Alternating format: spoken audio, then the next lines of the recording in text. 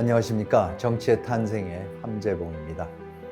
지난 시간에는 정치의 영역과 경제의 영역에 대비되는 사회의 영역에 대해서 그 영역이 어떻게 생성이 됐고 그 영역이 어떻게 정치의 영역과 경제 영역을 잠식해 들어가고 있고 그리고 사실 우리가 겪고 있는 사회적인 문제들의 근원이 바로 그 사회라는 영역의 부상 때문이라고 말씀을 드렸습니다.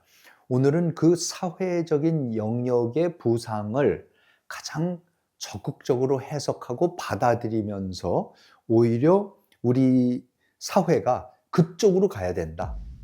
그 사회적 영역이 추구하는, 만들어 놓는 그러한 세상. 그러니까 제가 말씀드렸던 거는 이 가족의 영역, 사적인 영역도 형해화시키고 정치의 영역, 공적의 영역도 형해화시키는 거라서 사실 사회 영역의 대두는 근대 사회의 큰 문제점이다라고 말씀을 드렸는데 사실 그게 문제가 아니라 그 자체가 인류의 어떠한 진보, 발전, 그리고 궁극적인 이상적인 사회로 나가는 단계일 수밖에 없다. 단계여야만 한다라고 말하는 칼 마르크스에 대해서, 마르크스의 사회주의에 대해서 말씀드리도록 하겠습니다. 정치의 탄생 이제 시작하겠습니다.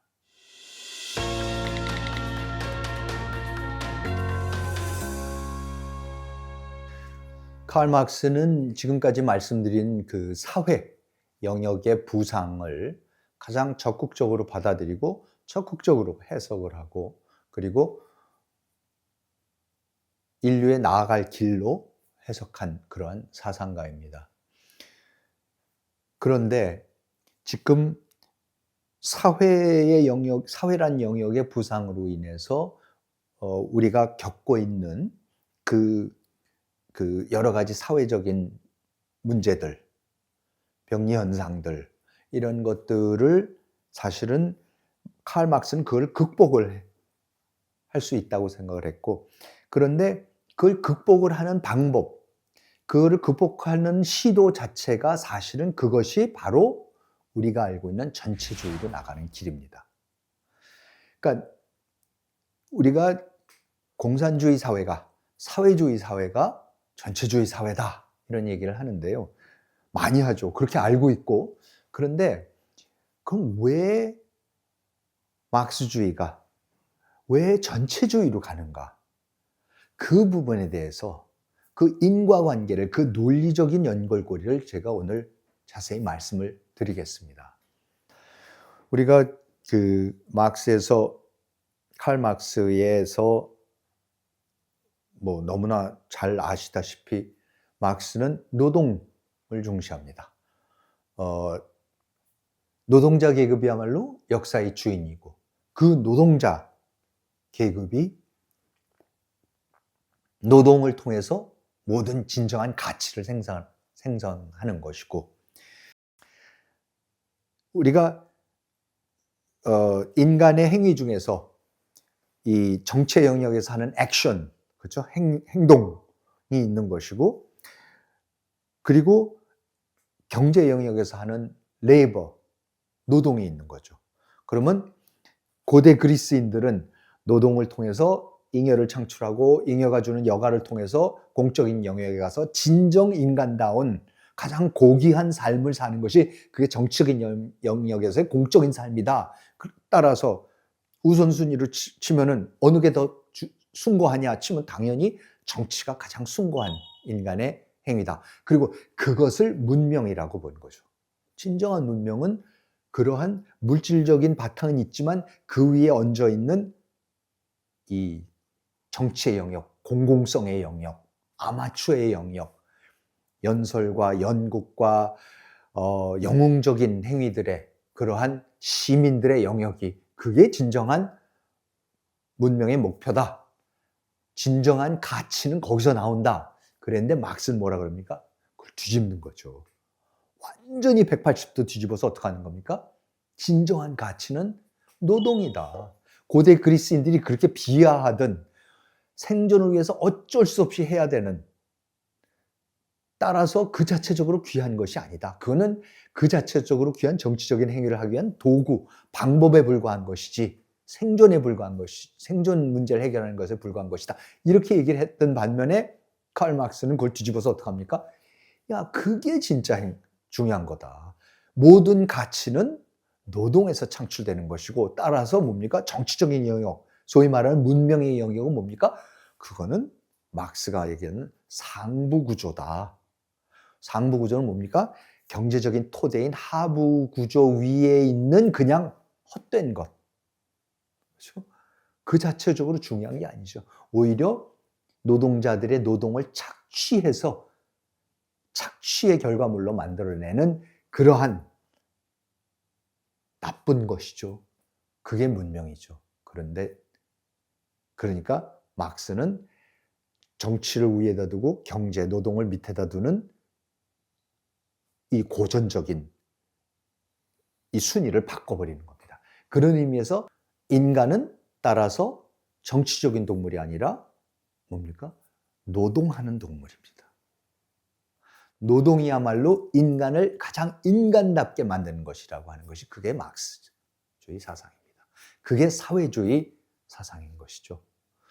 정치가 인간을 가장 인간답게 만드는 것이다. 공공의 영역에서의 참여가 그것이 가장 인간을 자유롭게 만들고 고귀하게 만드는 것이다 라고 아리스토텔레스를 비롯한 고대 그리스 정치인들이, 정치사상가들이 얘기를 했다면 막스는 아니다. 그 사람들이 가장 그냥 필요의 영역에 불과한 것이라고 했던 노동이야말로 가장 신성한 것이고 인간 자체를 규정하는 것은 노동이다. 인간은 노동하는 동물이다. 이렇게 말을 하는 겁니다. 그러니까 칼 막스는 이 사회의 부상이라는 것을 완전히 긍정을 합니다. 그 사회라는 것이야말로 노동자들이 노동이 중심이 되는 것이고 노동을 가장 가치 있는 걸로 생각하는 것이고 그 자체로서 그래서 노동이 끊임없이 만들어내는 어떠한 그 가치 이상의 가치는 전혀 없다. 그 이상의 문명이라는 것은 상부구조에 불과하다. 신기루에 불과하다라고 하는 겁니다. 그래서 원래 공적인 영역에서 했었던 워크, 그렇죠? 일, 그러니까 이런 항구적인 건축, 아름다운 건축물들, 예를 들어서 뭐 파르테논 신전을 짓고 커다란 원형극장들을 짓고 커다란 석상들을 짓고 동상들을 만들고 이제 그러한 일, 문학 작품들을 만들어내고 그러한 일의 영역과 그 다음에 참여의 영역, 정치의 영역, 연설의 영역, 행동의 영역 이런 것을 다 간과하고 오직 일하고 생산하고 나누는 것. 의식주, 그렇죠? 그 문제에만 집착을 하게 되는 겁니다. 사실 사회주의 국가가 그 이상을 원하는 게 아닙니다. 근데 이 부분이 뭡니까? 그게 사실은 복지국가도 똑같은 거죠. 복지국가도 지난 시간에 말씀드렸듯이 똑같이 원하는 것이 뭡니까? 생존주기, 의식주의 문제를 요람에서 무덤까지 다 해결을 해주겠다라는 겁니다. 그런 의미에서 복지국가나 사실 마크스가 얘기하는 사회주의나 같은 거가 되는 거죠. 그래서 북구 유럽에서 그런 복지국가가 잘 된 나라들, 뭐 스웨덴이다, 덴마크다 이런 데가 우리가 뭐라 그럽니까? 그걸 사회민주주의 국가라 그럽니다. 바로 이 사회 문제가 해결이 되는 사회가 주가 되는 그러한 사회가 되는 거죠. 복지국가, 사회주의 국가 그게 같은 거가 됩니다. 즉 생산성, 효율성, 물질적 풍요 이것이 모든 것이고 그것이 국가와 모든 것의 사회의 궁극적인 목표이고 그 이상 그걸 위해서 노동하는 것 이상의 숭고한 것, 가치 있는 것은 없다고 보는 거죠. 고전적인 정치의 영역은 그 이상의 것이 있다고 보는 거죠. 그 다음 단계, 노동을 통해서 얻는 잉여를 통해서 창출할 수 있는 막스주의가 말하는 상부 구조에 불과하다. 우리가 말하는 문명 이런 것이 따로 있다고 보는 것이죠. 이렇게 사실은 굉장히 인류의 궁극적인 종착점, 우리가 추구하는 사회 모습의 근본적인 차이가 있습니다. 자, 그러면 일이라는 것은요, 그러니까 말씀드렸듯이 이게 우리가 일의 워크의 영역은 노동의 영역과 달리, 노동의 영역은 그냥 먹고 사는 문제, 그러니까 음식 재배해서 먹어버리고 옷 입다가 헤어지면 버리는 거고, 집도 다시 그냥 생존을 위해서 계속해서 수리해 나가면서 하는 거지만 소비해 버리는 겁니다. 근데 일의 영역이라는 것은 항구적인 것, 오래가는 것, 기념비적인 것, 이런 것들을 이제 만드는 거죠. 그러니까 개인의 일생을 넘어서는 것, 한 개인의 것이 아니라 그 개인을 넘어서는 어떠한 사회, 공동체, 국가가 공유할 수 있는 것, 그런 것, 그러면서 뭔가 모두가 시민들이 공유할 수 있는 그런 세계를 만들어주는 그러한 건축물, 그런 거를 만드는 것이 일이라고, 워크라고 보는 거죠. 노동과는 달리 사라지지 않는 거, 그냥 소비해서 없애는 것이 아닌 그러한 것. 사실 우리가 이 고전적인 정치의 공적인 영역이 그래도 살아있을 때는 굉장히 공공건물이 많습니다.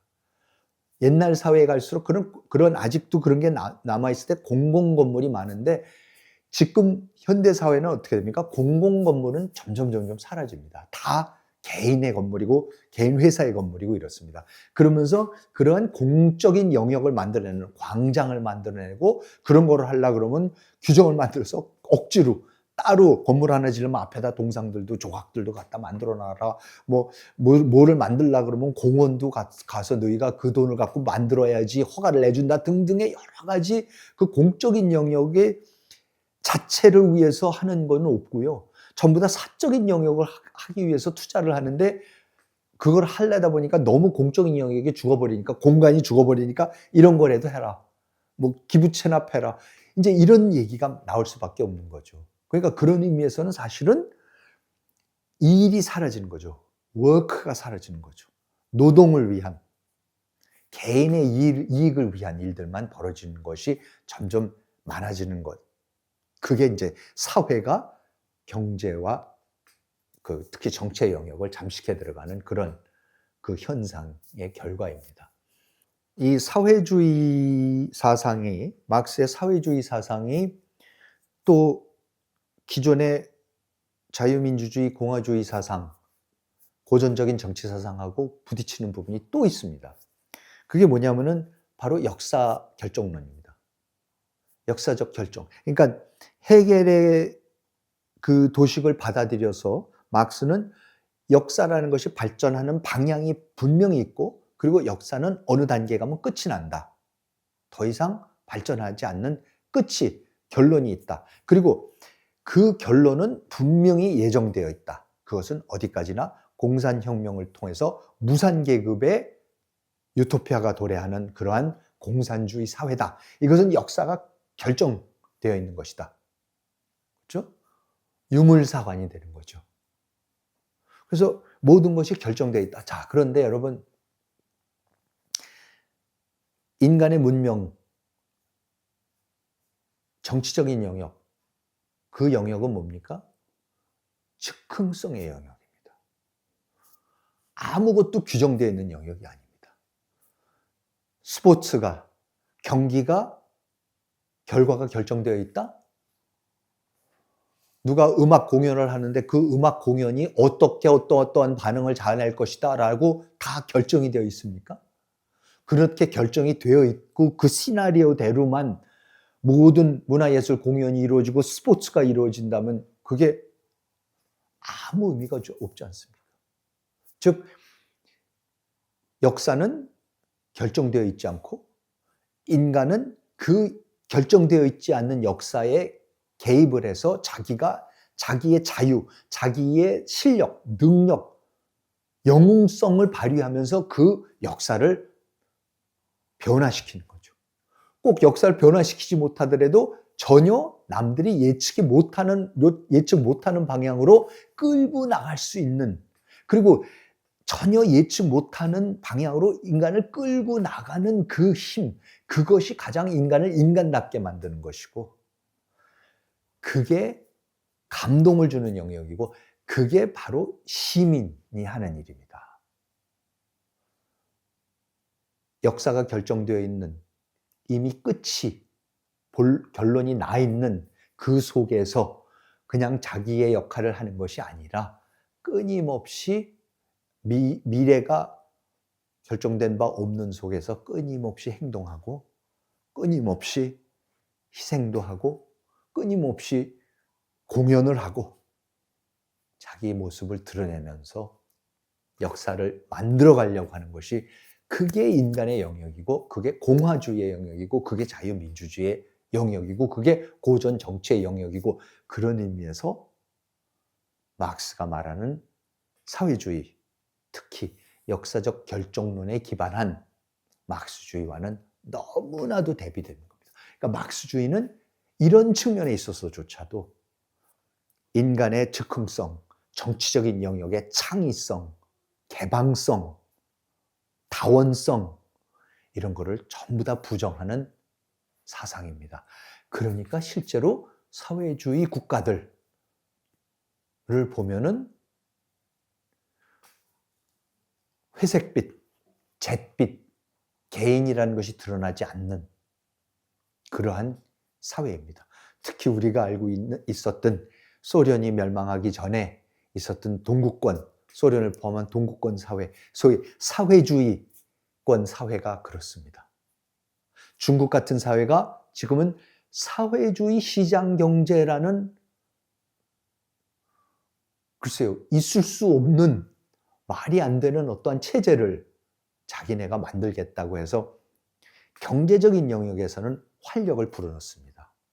그런데 그 경제적인 영역에서 활력을 불어넣어서 나오는 그 잉여와 여가를 통해 가지고, 그러면 새로운 문명을, 새로운 작가들이 나오고, 새로운 예술가들이 나오고, 전혀 새로운 사상가들이 나오고, 철학자들이 나오고 하면서 새로운, 아무도 미래를 알 수가 없는, 예측할 수 없는, 결정되지 않은 미래를 향해서 가는 그런 역동적인 문명을 만들어내고 있습니까? 절대 아닙니다. 중국은 오히려 그런 영역을 만들어내는 마오인 같은 사람들, 그러니까 중국의 지금 가장 역동적인 시장 경제를 만들어낸 그러한 기업가들은 전부 다 감옥에 보내든지 그 자리에서 끌어내리지 않습니까? 그리고 그러한 사상의 자유가 있습니까? 전혀 없습니다. 그리고 자기네는 2025년에는 이런 거를 달성하고, 2030년에는 이런 거를 달성하고, 2049년 뭐 공산혁명, 자기네 그 중국 공산당 혁명 100주년이 되는 해까지는 뭐를 달성을 하고, 완전히 정해져 있습니다. 그런 사회에서 창의성이 나올 수가 없습니다. 그런 사회에서 진정한 문명이 창출되지 않습니다.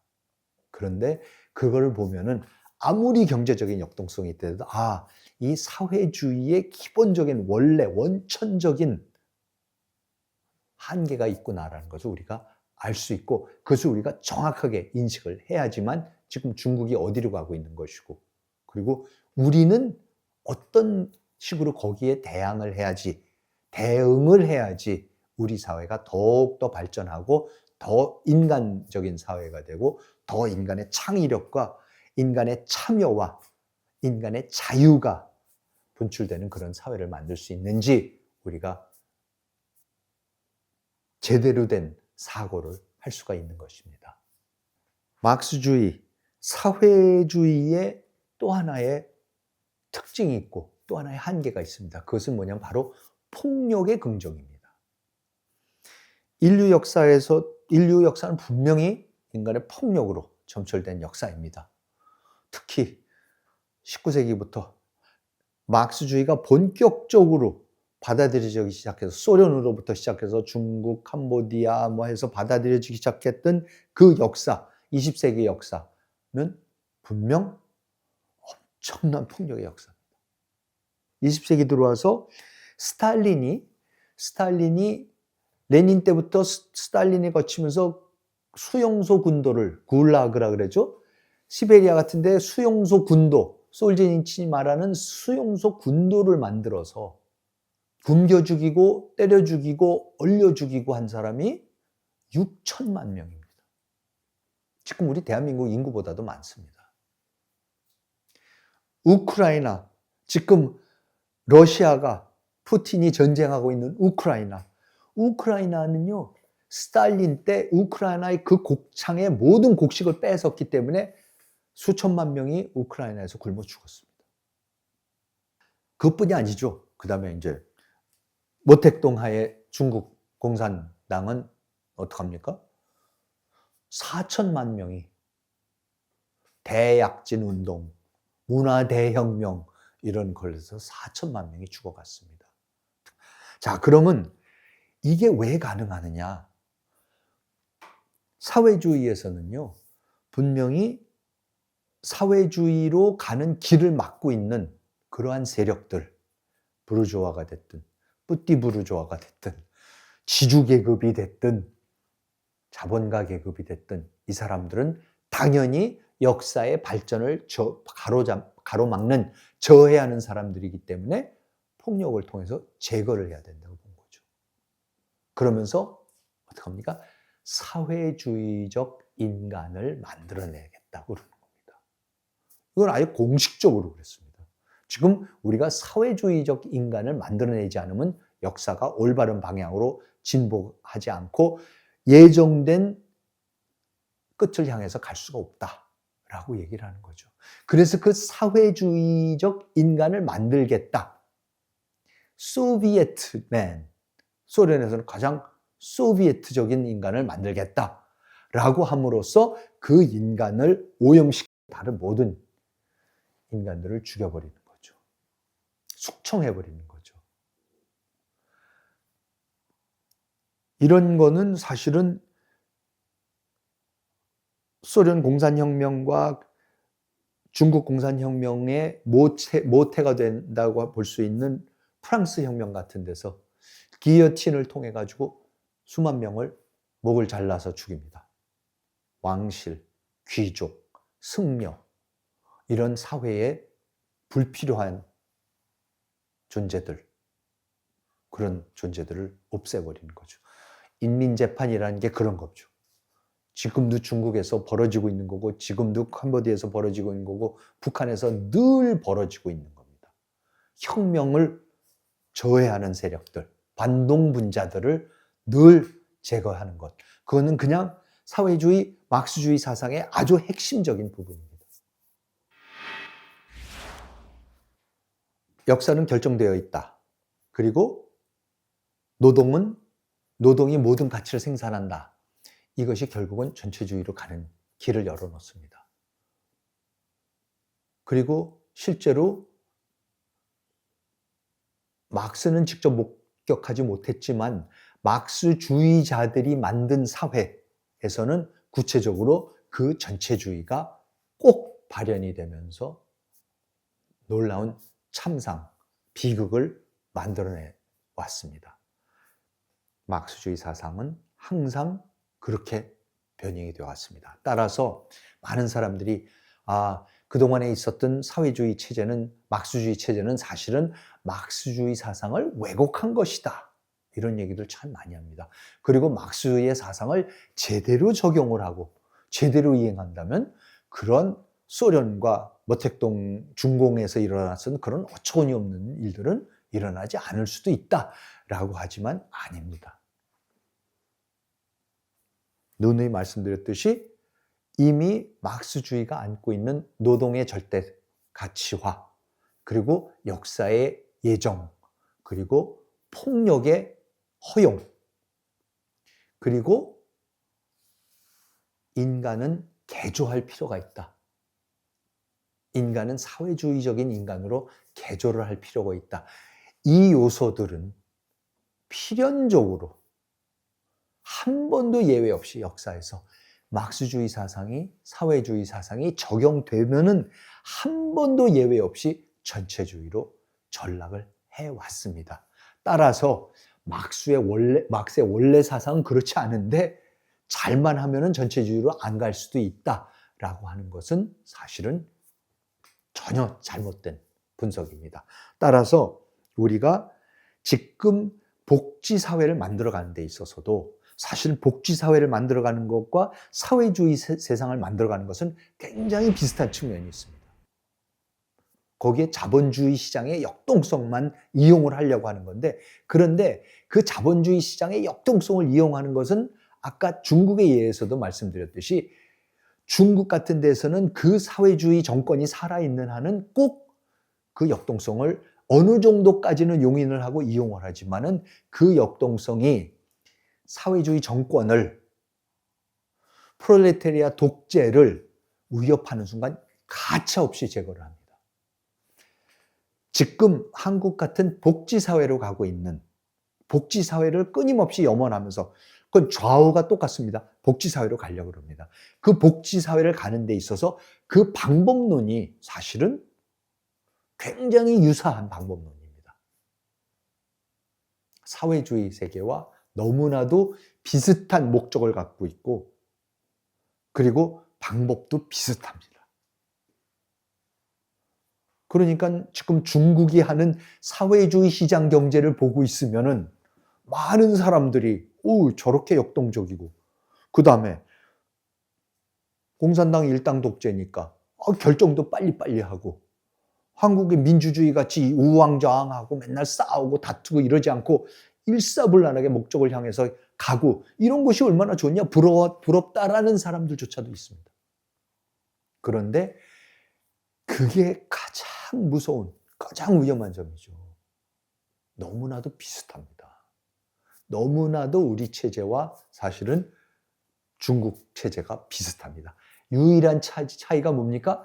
정치의 영역이 자유의 영역이냐, 예측할 수 없는 결정된 방향으로 가지 않는 개개인의 창의성과 참여와 이런 걸 통해서 얼마든지 다른 방향으로 나갈 수 있는 완전히 열린 영역이다 라고 그걸 받아들이고, 그거를 위해서 민주적인 절차를 통해서 여러 가지 지저분하고 복잡하고 혼란스럽고 비효율적이고 한 것까지도 우리가 그거를 잘 받아들이면서 포용을 하면서, 왜? 그런 것이 가능케 하는 자유가 있어야만 이 체제가 전체주의로 전락을 하지 않기 때문입니다. 지금 한국 사회가 겪고 있는 여러 가지 불평등의 문제, 사회적인 문제, 이 문제를 해결하자고 정부가 사회주의적인, 보다 전체주의적인, 보다 일방적인 결정 방식을 채택을 하고, 그렇죠? 그러면서 특정 방향으로 일사불란하게 관료들을 동원해서 나가기 시작하면은 한국 사회도 얼마든지 사회주의 사회로 막스주의 사회로 나갈 수 있습니다. 너무나도 비슷합니다. 그 점을 우리가 간과해서는 안 됩니다. 절대 놓쳐서는 안 되는 부분이 바로 이 정치의 영역입니다. 자, 그러면 다시 한번 요약을 하면 세 가지입니다. 사회주의, 막스주의. 첫 번째, 노동의 절대성. 다른 모든 인간의 행위보다 노동이 가장 숭고한 것이다. 그리고 인간의 가장 핵심적인 과제는 생존, 의식주. 노동을 통해서 의식주를 해결하는 것이 가장 인간의 최종의 목표다. 인간다운 일이다. 이렇게 얘기를 합니다. 자, 그것과 즉 노동의 절대화. 그 다음에 둘째, 역사의 결정론. 역사는 결정되어 있다. 역사는 자동적으로 일어나는 일이다. 인간이 참여하는 것이 아니다. 인간이 즉흥적으로 개입해서 방향을 바꿀 수 있는 것이 아니다. 정해져 있다.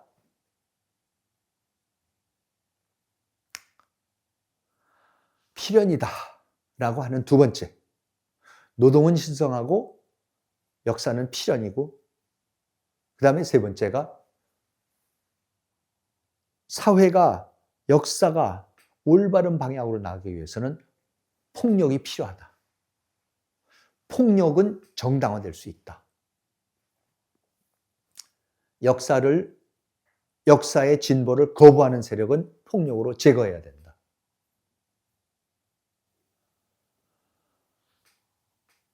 그러면서 정치 영역만이 줄 수 있는 평등의 영역, 모든 시민이 대등한 영역이, 공화의 영역이 아닌 철저하게 상하가 구분되어 있는 그러한 경제적인 영역으로 모든 것을 국한시켜버리는, 규정시켜버리는 것이, 그게 사회주의입니다. 노동의 절대성, 역사의 필연성, 폭력의 필요성, 이 세 가지는 전체주의를 필연적으로 가져오는 요소들이고, 그 요소들이 막스주의, 사회주의에 모두 내재되어 있습니다. 제가 말씀드리는 것은 사회주의로 나가는, 막스주의로 나가는, 전체주의로 나가는 것이 지금 우리가 복지 국가로 나가는 길하고 그렇게 크게 다르지가 않다는 점입니다. 너무나 유사하다는 겁니다. 그래서 그 복지 국가가 그러한 전체주의 국가로 전락하지 않게 하기 위해서 우리가 뭐를 해야 되는지, 어느 부분을 강조를 해야 되는지, 그거를 말씀드리고 싶은 것입니다. 중요한 것은 사회의 다원성입니다. 절대로 사회가 군중사회로 전락해서 안 되는 겁니다. 군중사회로 전락하는 순간 그건 전체주의로 빠지는 겁니다. 실제로 우리가 포퓰리즘이라고 하는 것이 꼭 사회주의 국가에서 일어나는 게 아니지 않습니까? 지금 민주주의 국가에서, 미국에서도 포퓰리즘이 폭증을 하고 있고, 여러 나라에서 포퓰리즘이 대두되고 있습니다. 그 포퓰리즘의 내용을 조금만 들여다보면 우리가 그것이 전체주의적이라는 것을 알 수가 있죠. 특정 사람들은 이민을 받으면 안 된다. 특정 사람들은 내보내야 된다. 그렇죠? 어떤 사람은 국민이 될 수가 없다. 우리 시민이 될 수 없다. 시민권 뺏어야 된다. 이러한 추방해야 된다. 여러분, 이런 것이 전체주의죠. 아무리 대통령이 민주적으로 선출됐다 하더라도 그런 것이 횡행하는 나라는 그건 그냥 전체주의 나라입니다. 너무나 지금 미국에서 벌어지고 있는 일들을 보면요, 그러한 그 이민자들의 제한, 특정 나라 사람들, 특정 지역 사람들의 이민을 제한하기 시작하고, 그리고 특정 사람들을 길에서 그냥 체포해서, 그죠? 영주권자, 심지어는 시민권자들도 특정 인종이고 그런 사람들은 잡아가지고 가둬버리고 국외로 추방해버리고. 여러분, 그게 전체주의죠. 중국에서 가끔 그런 일들 벌어집니다. 그런 의미에서 보면 지금 중국에서 일어난 일하고 미국에서 일어난 일하고 별로 차이 너무 많습니다. 그러니까 우리는 정말로 저 사람들하고 우리랑은 다르다. 우리 체제는 자유민주주의고 우리는 시장경제고 이러니까 너무나 다르다라고 방심해서는 절대로 안 됩니다. 너무나 쉽게 전체주의로 갑니다. 왜? 기본적으로 우리가 가려고 하는 길이, 특히 경제의 문제를 다 해결하고, 특히 옛날에는 이 코스에서 해결했었던, 가정에서 해결했었던 데스포트, 전제군주를 통해서, 가부장을 통해서 해결하고자 했던 것을 사회 전체, 국가 전체적인 영역으로 해서 이제는 국가 전체가, 사회 전체가 의식주의 해결, 생로병사 문제 해결, 여기에만 집중을 하고 있고, 그거를 누가 더 잘해줄 건지, 그거에만 집중을 하고 있는 사회가 되면은 언제든지 사회주의로, 마크스주의로, 공산주의로 전락할 수 있습니다. 따라서 우리는 군중사회가 아닌 뭡니까? 다원사회가 돼야 됩니다. 다원이라는 게 꼭 무슨 뭐 인종적으로 다원하다 이런 것만이 아니라요. 그거보다는 뭡니까? 개개인이 다양해야 됩니다. 개개인이 매력적이어야 되고요. 개개인이 자기의 실력과 능력과 재주와 탤런트와 뭐 이런 거를 마음껏 발휘할 수 있고 엉뚱한 방향으로 나갈 수도 있어야 되는 거고 전혀 우리가 예측하지 못하는 방향 일들을 만들어내야 되는 것이고 그러한 사회를 우리가 어떻게 복지사회를 만드는 동시에 그런 사회를 만들어낼 수 있는가? 사실 그거 만들어내는 사회 거의 없습니다. 복지국가와 그러한 개개인의 다양성이 만개하는 그런 사회 만들어내는 경우 참 드뭅니다. 우리는 그렇지만 그 두 가지 목표를 동시에 달성할 수 있는 그런 사회를 건설해야 되는 것입니다. 우리가 대중사회에 들어가면은 아까도 말씀드렸지만 제일 금방 우리가 알 수 있는 게 대중사회에서는 뭐가 중요합니까? 통계가 중요합니다. 정말 통계 많습니다. 시장조사 다 통계 아닙니까? 요새는 특히 이제 뭐 AI도 있고 모든 게 있어갖고 요새는 개개인 맞춤형으로 모든 게 나오지 않습니까? 그러니까 뭐 이제는 뭐 벌써 그런 데도 어디는 있다고 그러는데 누가 어느 가게 앞을 지나가면은 벌써 저의 정보가 제가 어떤 거를 좋아하고 무슨 물건을 구매했고 뭐를 나이가 몇 살이고 뭐 성별이 뭐고 어느 나라 사람이고 피부 색깔이 뭐고 이런 거를 쫙 통계적으로 해서 저 사람은 이런 거를 이런 물건에 관심이 있다 그래갖고 제가 지나갈 때는 제가 좋아할 만한 그런 상품 광고가 뜨는 거고 전광판이 됐든 어디 가게 쇼윈도에 그런 것이 뜨는 거고 이제 이런 게 근데 여러분 이게 다 뭡니까? 아무리 저한테 맞춤형을 하더라도 그건 다 통계입니다. 통계에 기반한 것입니다. 저와 같은 사람들 수십만 수백만이 있다는 걸 전제로 해서 그걸 해서 만들어내는 통계 국가입니다. 그리고 이런 대중사회 이러한 사회에서는 가장 중요한 것이 점점 사람들이 말을 잘 들어야 됩니다. 행동거지가 바라야 됩니다. 여러분 우리가 행동거지 바라야 되고 예의범절 지켜야 되는 거 중요하고 특히 우리 한국의 전통사회에서 굉장히 예의범절 이런 거를 강조했고 중시했었습니다. 그 예의범절이 중요하고 있어야 되고 하지만 그거의 이면은 또 뭡니까? 또 회귀를 하죠. 사람들이 튀지 않게 하는 거죠. 튀지 않는 사람들의 사회. 그게 뭡니까? 획일적인 사회죠. 말 잘 듣는, 순응하는 사회가 되는 겁니다. 그리고 그런 사회를 만들어가는 데 있어서 가장 핵심적인 역할을 하는 것이 관료죠. 관료 사회를 통해서 관료들이 이런 통계와 이런 모든 것을 가지고 행정을 하고 통치를 해나가는 겁니다.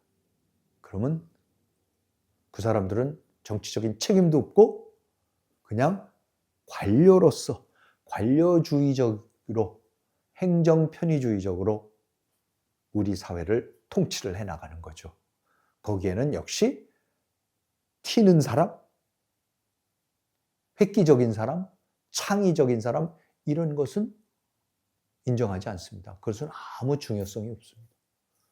그 사람이 다른 사람과 갖고 있는 공통점이 중요한 것이고 그리고 최소한의 지켜야 되는 규범과 예의범절과 행동 양식이 있는 것이죠. 여러분 그런 거를 우리가 한쪽으로는 강요하고 지키는 것과 그런 거를 통해서 우리가 예를 들어서 우리 아이들이라면 그 아이들이 그 창의력을 상실해가는 것과 이런 것이 충돌한다는 사실을 우리가 인지를 또 해야 되는 겁니다.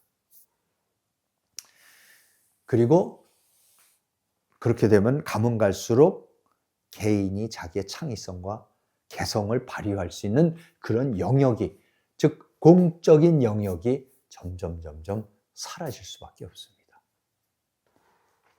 결국은 경제 영역이 사회 영역으로 흡수가 돼버리면서 사회가 집안에서 하던 역할을 사회 전체가 해버림으로써 행정 관료들이 관료주의적인 사회가 돼버림으로써 더 이상 뭐가 빠집니까?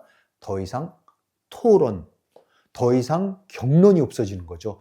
더 이상 우리 사회가 어느 쪽으로 가야 되겠다. 일로 가면 안 되겠다. 이쪽 방향으로 가야겠다. 왜 이런 정책을 해야 되는가? 이런 것에 대한 활발한 토의, 격렬한 논쟁, 수의가 필요 없어집니다. 다 관료적 행정으로 다 해결할 수 있는 문제들입니다. 정치의 영역이 사라질 수밖에 없는 이유입니다. 그리고 소위 말하는 정치 담론, 우리 사회의 정치 담론은 다 알고 보니 경제적인 이슈만 하는 거죠. 경제적인 통계를 가지고 여기에 이런 공장을 지어야 되고 저런 산업을 가야 되고 세금을 이렇게 해야 되는 거고 복지 비용은 이렇게 해야 되는 거고 의료비는 어떻게 해야 되는 거고 전부 다 정치적인 그러한 공론의 장이 되고 수의의 장이 되고 하기보다는 경제정책의 토론장으로 전락해버립니다. 사실 우리 정치를 보고 있으면 다 경제정책 토론장입니다. 누가 어느 계층한테 뭐를 더 주겠다 이런 것밖에 지금 없습니다. 어딜 하면은 부동산 값이 어떻게 돌아가고 어떻게 하면 부동산을 잡을 것이고 어떻게 하면 세금을 줄여줄 거고 누구는 세금을 더 걷어야 될 것이고 이런 얘기만 지금 하고 있습니다. 사실 그런 데는 정치인 필요 없습니다. 무슨 창의력도 필요 없는 거고요. 그냥 다 순응하고 살고 있고 다 요람에서 무덤까지 다 제공해 주는데 뭐. 그렇죠? 그런 사회로 우리가 굉장히 빨리 가고 있습니다.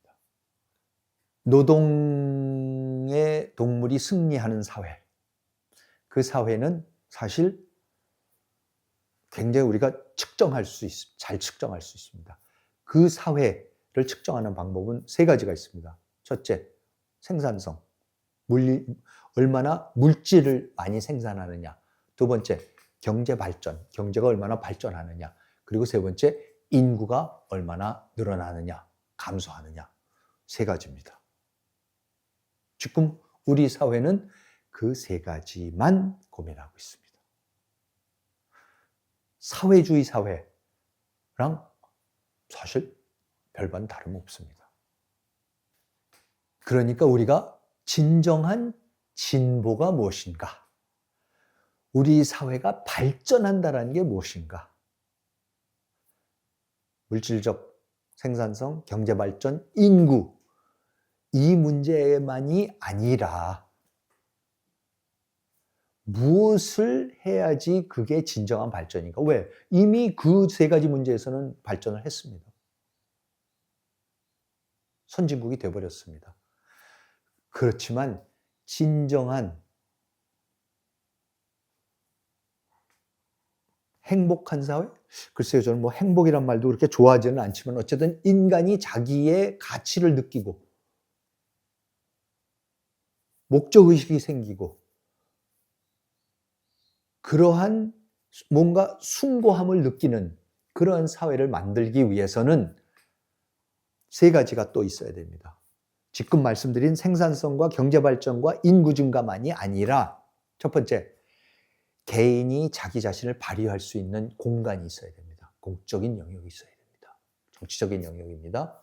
두 번째, 다원성, 다양한 개인들, 개개인의 개성이 존중될 수 있어야 되는 거고 세 번째는 언설의 세계. 근데 한나 아렌트 같은 사상가는 거기에 침묵, 고요한 사회, 고요함 속에서 사고가 성숙해지고 그 속에서 제대로 된 언설이 나오기 때문입니다. 그것이 보장되는 사회. 액션이 보장되는 사회. 행동이 보장되는 공적인 영역, 다원, 개개인이 드러나는 다원적인 사회, 그리고 언설들이 살아날 수 있는 그런 사회가 만들어져야 되는 겁니다. 제가 처음부터 왜 연설이 중요하고 그 연설이 잘 이루어졌을 때 페리클레스에서부터 링컨에서 레이건에서 케네디에서 마틴 루터 킹에서 오바마에서 그런 연설이 정치적인 연설이 됐을 때에 제대로 이루어졌을 때 느끼는 그 감동, 그 공동체성 이런 것을 그렇게 강조했던 이유이기도 합니다. 우리 사회가 지금 필요한 것은 정치적인 참여, 우리 공동체를 관료들한테